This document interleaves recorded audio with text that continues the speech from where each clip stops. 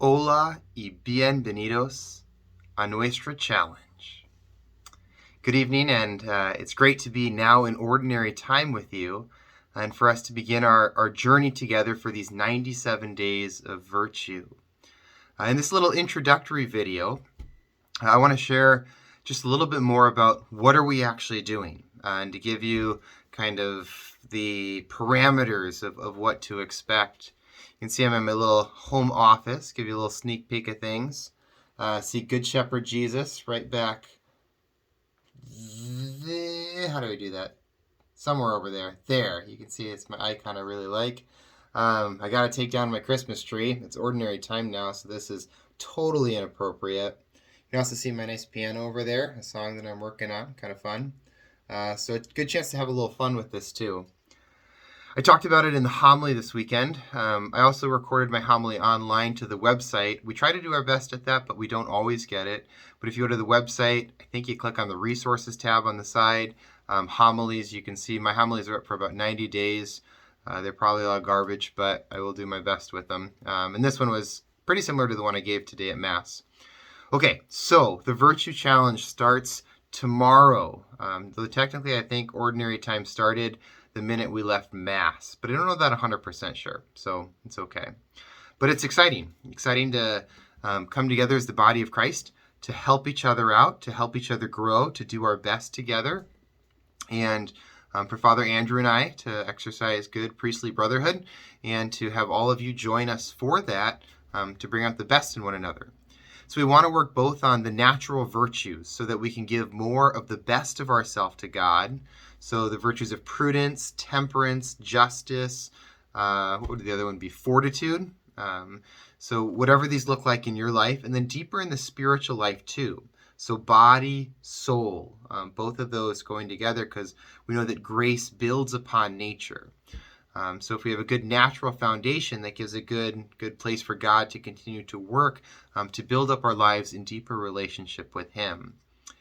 So there's different ways that you can approach this. I'll tell you what I'm going to do first, and that way you can encourage me, ask me how I'm doing, and also hold me a little bit of accountable as well.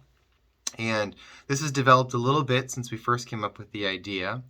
But for a diet portion, because I really need to work on the temperance, because I've been making a lot of poor and convenient decisions, but those don't make up to be a good long-term strategy.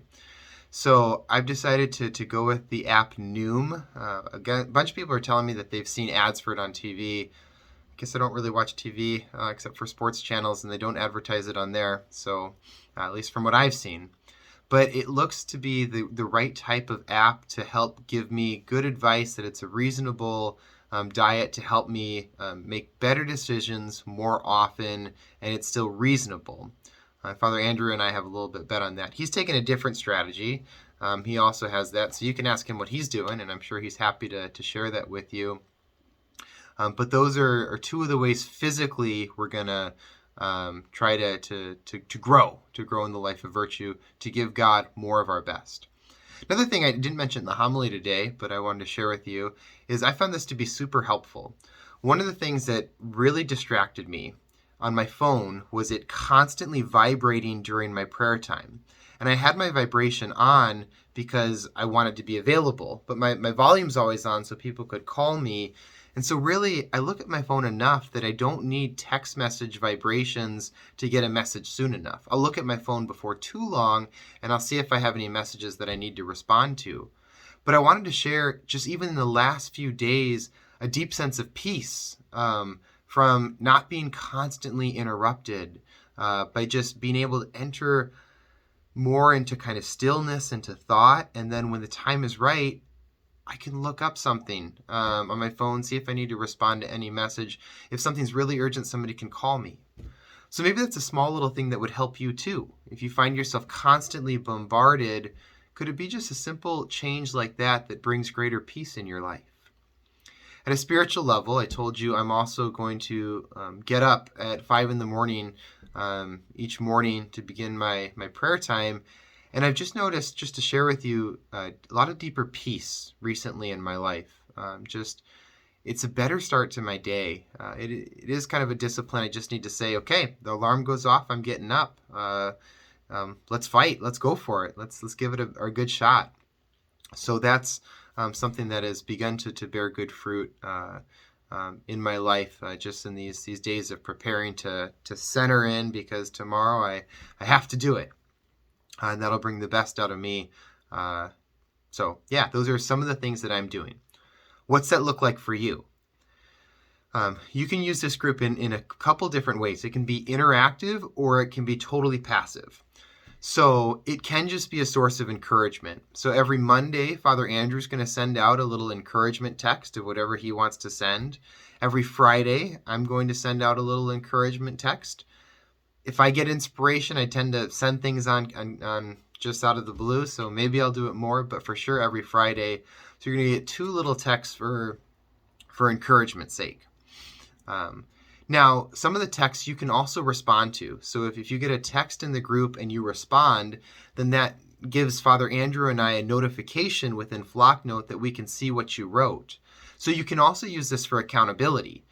You can say, I'm doing this. You don't have to. You could just read the text message and be encouraged. Or you could respond and say, this is what I'm doing. And then maybe we'll send a message back and say, how's it going? Get the point? So it's at least encouragement, but if you want more interaction, it can be accountability too. Maybe a couple weeks in, we'll send a message out to say, what's it been like? What's been a small little victory? And you can share that too. Also, another way to do it is to talk about it with us when you see us in real life, non-virtually communicating. So that would be great too, to say, hey, how are you doing with it? What's it been like? What have been some graces that you've received? What's been really tough, but what's been a good victory as well? So that's the structure. If you have any questions, feel free to send a text to us or an email or anything, and we can clarify that more. In the meantime, know of our prayers and excitement for you for this. And even if you don't want to share it publicly in the group, I would encourage, I think accountability really does a lot for human formation. So we really grow a lot through having an accountability partner and just being able to share these good things that the Lord is inspiring us towards, and that we're hopefully cooperating with Him for, that can do well. So get ready for a big day. Tomorrow is day number 1. Carpe diem, seize the day, and God bless you forever.